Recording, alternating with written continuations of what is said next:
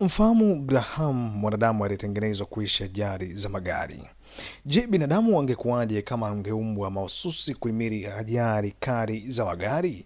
Sasa mwaka 2016 watafiti wa Australia kwa kushirikiana na msanii Patricia Pisinini walitoa jibu la swali hilo kwa kumtambulisha Graham, mfano wa mwanadamu wa kufikirika aliyebuniwa kuonesha jinsi mwili wa binadamu ungehitajika kubadilika ili kuweza kuishi ajali mbaya za barabarani. Muonekano wake wa kutisha ulivutia mamilioni ya watu duniani na kuibua mjadala mkubwa kuhusu usalama barabarani. Graham hakuwa mtu halisi wala roboti. Alikuwa ni mradi maalumu wa kuelimisha umma kuhusu hatari za ajali za barabarani na jinsi mwili wa kawaida wa binadamu ulivyo dhaifu unapokutana na nguvu kubwa za mgongano. Kwa mujibu wa wataalamu waliohusika katika mradi huo, binadamu walibadilika kwa maelfu ya miaka kuishi katika mazingira ya asili, lakini hawakuwahi kubadilika kuhimili kasi za magari ya kisasa. Hali hiyo ndiyo iliyofanya majeraha makubwa kutokea wakati wa ajali. Ili kuonesha hali hiyo, Graham alipewa sifa za kipekee ambazo binadamu wa kawaida hawana.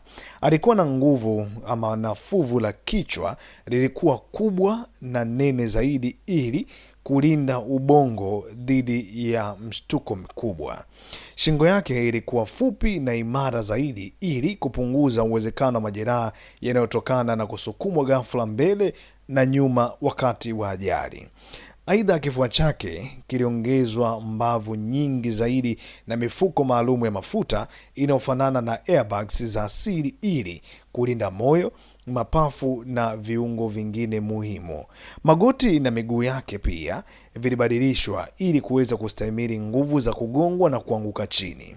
Mradi huo ulizinduliwa na mamlaka ya usalama barabarani ya Victoria, Austria, kama sehemu ya kampeni ya kuhamasisha matumizi ya mikanda ya usalama, uendeshaji makini wa magari na umuhimu wa teknolojia za kisasa za usalama ndani ya magari.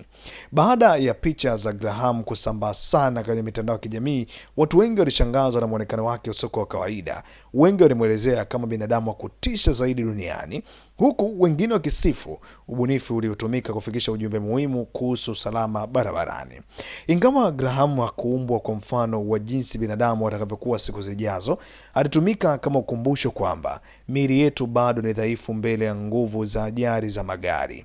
Ujumbe mkuu wa mradi huu ulikuwa kwamba badala ya kubadilisha miili yetu ili kuhimili ajali, ni muhimu zaidi kuboresha usalama wa magari, kufuata sheria za barabarani na kuendesha kwa tahadhari ili kupunguza vifo na majeraha mengi yanayotokana na ajali.